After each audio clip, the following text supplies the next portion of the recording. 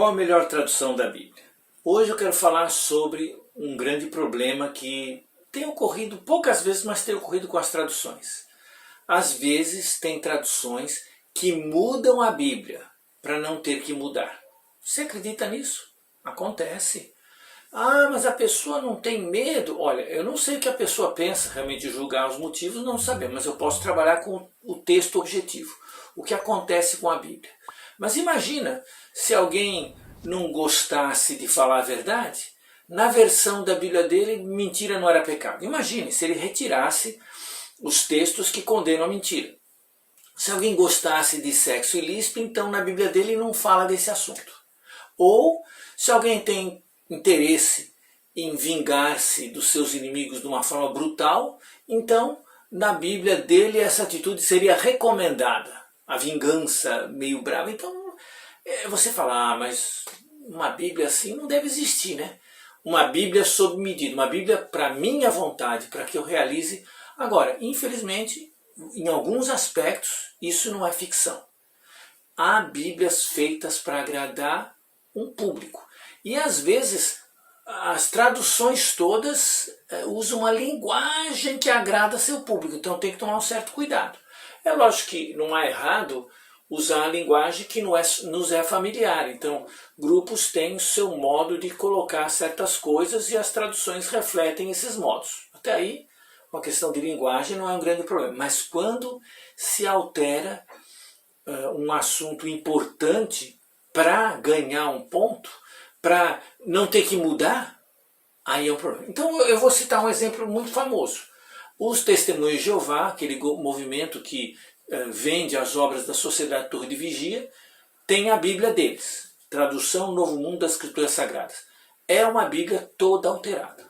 Quase toda ela está alterada.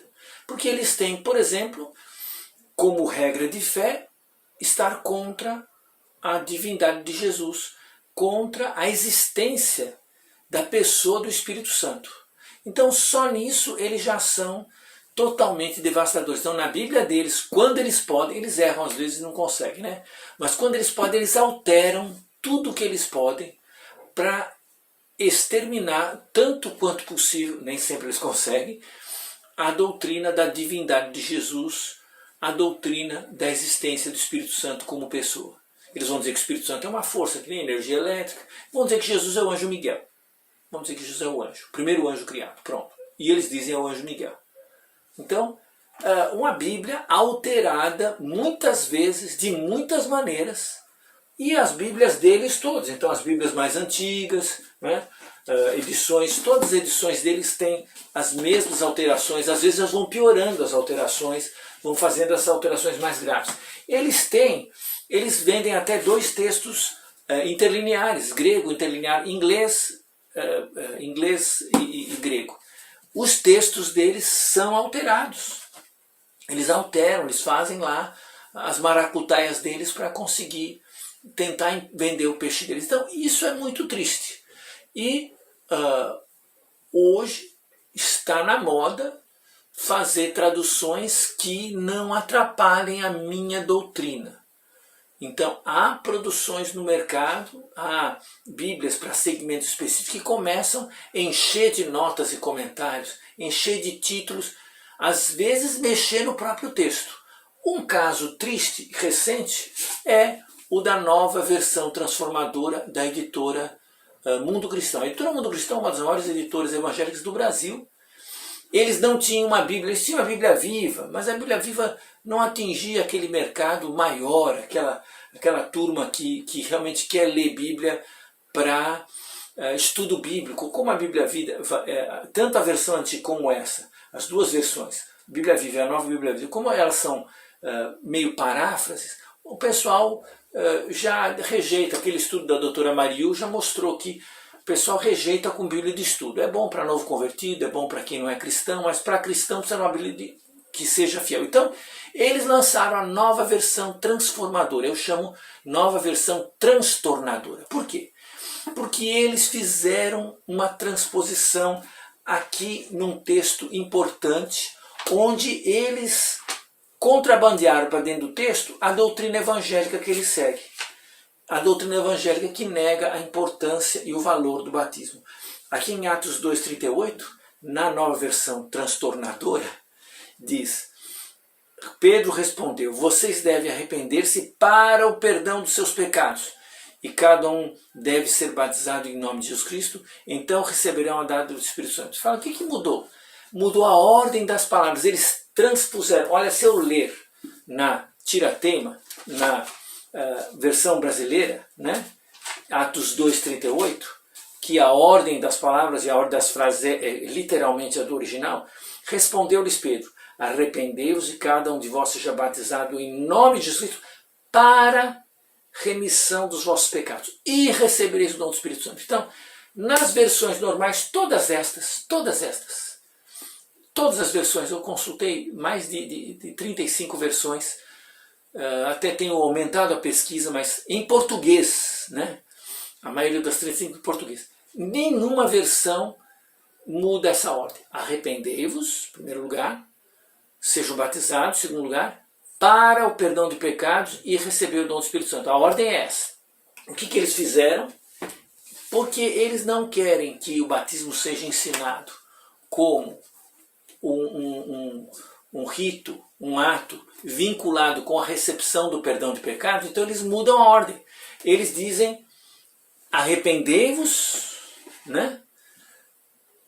Para o perdão dos seus pecados. Vocês devem se arrepender para o perdão dos seus pecados. E cada um de vós deve ser batizado para receber a dádiva do Espírito Santo. Isso é possível no grego? Não. No grego não está nenhum manuscrito, nenhuma Bíblia, ninguém fez essa inversão de ordem. Não existe essa inversão no original. Eles inventaram isso. Mas por que eles fizeram isso? Por que o Testemunho de Jeová põe Deus em minúscula quando é aplicado a Jesus? Por que o Testemunho de Jeová escreve Espírito Santo com minúscula quando está falando do Espírito Santo de Deus? Porque eles querem acreditar na fé que eles têm e eles não querem mudar. Então, eles preferem mudar a Bíblia do que mudar a doutrina. A turma da editora Mundo Cristão decidiu mudar a Bíblia porque Atos 2,38 sempre foi uma pedra no sapato do mundo evangélico que nega a importância do batismo. Tá certo que eles já tentaram outras coisas, pegar a preposição para e dizer por causa de, tentaram mil e uma histórias com esse texto aí. Mas, na verdade, não dá para deixar de perceber que a razão dessa transposição, deles colocarem aquela frase que vem depois do batismo como antes, né? Então, arrependei-vos, aí eles puxam a frase, para perdão dos pecados, e sejam batizados para receber o Espírito Santo, né? Só decorre do quê? Da crença dos tradutores que o batismo não pode ser para a remissão de pecados. Então, com a transposição, com essa mudança de ordem, a afirmação do Pedro que o batismo é para a remissão de pecados ficou anulada, né? Agora imagina se essa moda pega de mudar a ordem das palavras. Olha só, Jesus disse: amarás o teu próximo como a ti mesmo. Imagine se alguma versão, nenhuma faz: amarás a ti mesmo como a teu próximo. Amarás a ti mesmo, né? Então, veja, amarás o teu próximo como a ti mesmo é a ordem da Bíblia. Aí muda a ordem. Amarás a ti mesmo como a teu próximo. Então, você virou o alvo do amor, não é? Imagina se o Paulo disse: todas as coisas são lícitas, mas nem todas convêm. Imagine se a gente trocasse a ordem da palavrinha nem. Nem todas as coisas são lícitas, mas todas convêm. Puxa vida, mudou geral, né? Olha, Paulo diz todas as coisas são lícitas, mas nem todas convêm. Agora, nem todas as coisas são lícitas, mas todas convêm. Então, liberou, pode fazer tudo, tudo é conveniente. Que isso? Será que Paulo aceitaria essa pequena transposição? Nenhuma versão faz isso. Jesus disse: quem crer e for batizado será salvo. Está lá. Mas o pessoal gostaria de dizer: quem crer será salvo e será batizado. Até o que eles praticam, né, no mundo religioso. Mas ninguém nunca ousou mexer com o versículo lá em Marcos 16:16. Então, essa transposição de Atos 2,38 que a NVT, a nova versão transtornadora, faz, é uma vergonha. Eu consultei rapidamente 35 versões e ela fica sozinha afirmando isso contra as 35 versões em português, tá? Agora se você pegar no mundo inteiro, aí você vai ter centenas, talvez 1 milhar de traduções que não fazem isso aí. Inclusive, a própria NVT explica que eles partiram, o original deles, do projeto deles, era a tal New Living Translation, né, da Tyndale House Publishing.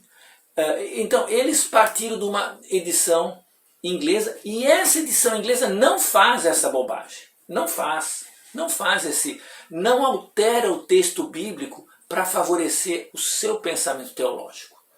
Depois, eles abandonaram os textos grego padrão. Nenhum texto grego crítico segue essa ordem. Nem o texto, o Novo Testamento grego, esse texto que agora está na 5ª edição, né, como também o Novo Testamento grego do Nestlé Aland. Eles dizem que seguem a 4ª edição do texto grego da Sociedade Bíblica Unida e o 27ª edição do Nestlé Aland. Mas nenhuma das duas tem essa mudança. Nenhuma. Então, eles negam a versão original com a qual estão trabalhando, eles negam os textos gregos e eles falham na promessa de avisar ao leitor quando eles fazem uma alteração textual. Agora, recentemente, uma pessoa me mandou um e-mail dizendo não, eles colocaram uma nota de rodapé explicando a transposição, explicando a tradução original. Talvez nas bíblias de estudo. Eu não vi na minha versão, como eu comprei logo que saiu a versão comum, aqui em Atos 2, 38, quando, estou olhando de novo, né, aqui na tua frente, quando a gente olha o texto, não tem nenhuma nota de rodapé, né? Eles não dizem nada, que trocaram nada. Simplesmente fazem a tradução, mudam o texto e não avisam você. Então, negam a sua obra original, negam os originais gregos e hebraicos, os textos escritos que eles trabalham, negam o princípio de avisar em nota de rodapé quando eles fazem uma mudança. E, finalmente, eles fracassam porque eles prometeram oferecer, aqui no texto do prefácio deles, uma tradução inteligente, dinâmica, sem sacrificar a precisão e fidelidade aos originais. Olha, eles sacrificaram o original sim, porque a fidelidade deles, evidentemente, estava em outro lugar. Então, se a NVT quiser se transformar numa tradução amplamente aceita, tem que corrigir o erro de Atos 2,38 e outros erros. Tem outros lugares que o pessoal já está me avisando. Ah, veja, eles fazem uma tendência assim, assado em tal lugar. Eles têm ótimas traduções em certos momentos. Às vezes eles têm soluções geniais que as outras traduções não fizeram. Então, não é para a gente jogar no lixo uma tradução bíblica. Mas eu não recomendo para alguém se tornar um estudioso da Bíblia, assim como as traduções dos Testemunhos de Jeová, de vez em quando tem alguma coisa que interessa. Mas eu vou recomendar que alguém fique lendo uma doutrina, uma Bíblia que nega a divindade de Jesus. Eu ainda não estudei o resto da NVT para ver o que eles estão fazendo com outras doutrinas. Então, é muito perigoso quando há uma disposição dessa natureza no tradutor que muda a Bíblia para não mudar a sua doutrina. Eu isso acho profundamente perigoso. É lógico que essa Bíblia serve a um segmento grande do evangelicalismo brasileiro. Muitos, não todos, mas muitos evangélicos brasileiros, o batismo tem um valor simbólico. Eles dizem que a água não salva. Mas o Pedro está dizendo uma coisa que precisa deixar o Pedro dizer. Você pode até discordar do apóstolo Pedro, mas o Pedro disse que o batismo é para a remissão de pecados. É a mesma frase que João Batista batizava no Jordão, para a remissão de pecados. É a mesma frase que Jesus falou que fez o sacrifício dele, derramou seu sangue, morreu na cruz para a remissão de pecados. É a mesma expressão. Não podemos mexer com essa expressão, ela é fundamental. Então, eles tentam justificar. Eles tentam dizer que na gramática o arrependei-vos está na segunda pessoa do plural e o seja batizado está na terceira, então tem uma quebra. Bom, e eles estão dizendo, não, é só isso, só arrependimento que precisa. E eles vão justificar ainda mais. Pela teologia evangélica, o batismo não salva. Então eles vêm com essa teoria. Tem uma mudança gramatical, o arrependimento tem que ser ligado à remissão de pecados, e na teologia evangélica o batismo não salva. Mas veja, isso aqui está tudo errado. Primeiro, porque em Atos 2,38, não é? O batismo é o modo de receber a remissão de pecados, né? É o modo, sejam batizados para a remissão de pecados. E mesmo se eles fizessem essa alteração toda que eles estão fazendo, né, ainda assim o batismo é importante. Por quê? Porque diz lá que vai receber o Espírito Santo. Sem o Espírito Santo ninguém é filho de Deus. Então precisa ser batizado para receber o Espírito Santo, pelo menos. Nem pega, né?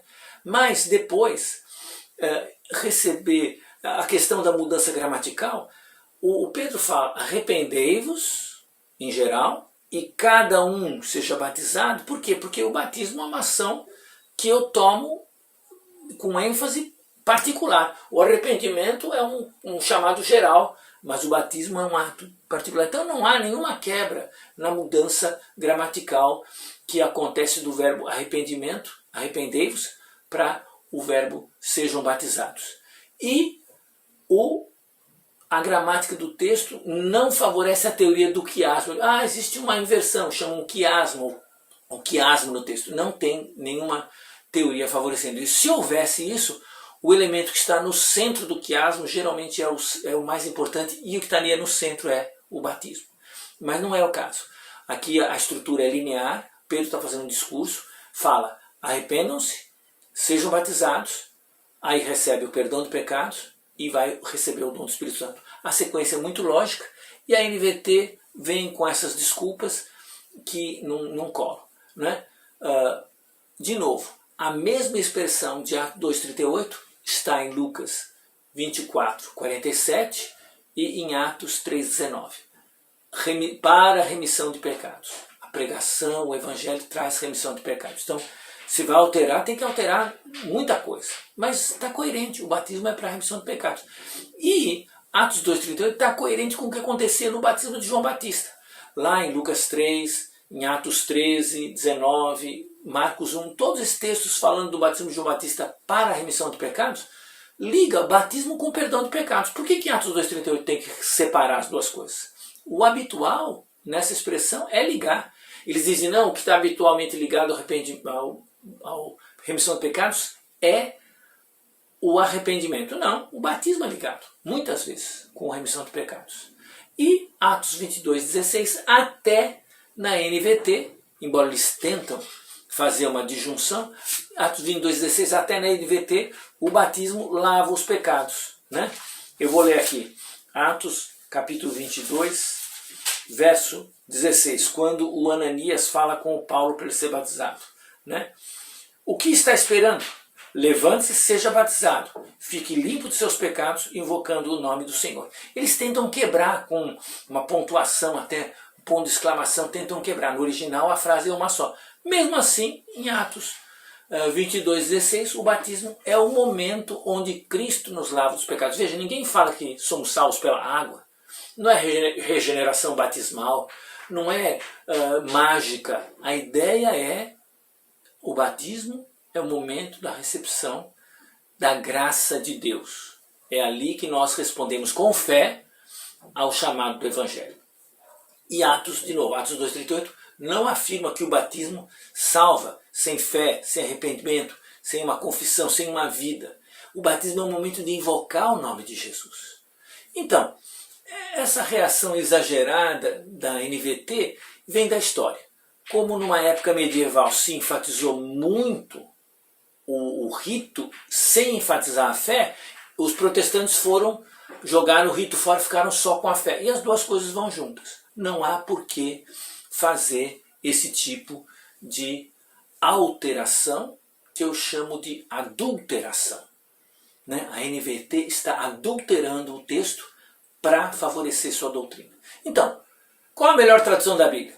Use todas, mas lembra, de vez em quando você vai encontrar traduções bíblicas que infelizmente tomam caminhos para alterar o texto, ao invés de alterar a sua vida. Péssima lição. Eu fico triste que exista isso, mas, de novo, mesmo nessas versões ruins, tem coisas boas que a gente pode resgatar lá, tá bom? Fique com Deus. Vamos continuar o nosso estudo das traduções bíblicas para estudar e pensar qual a melhor tradução bíblica. Até mais.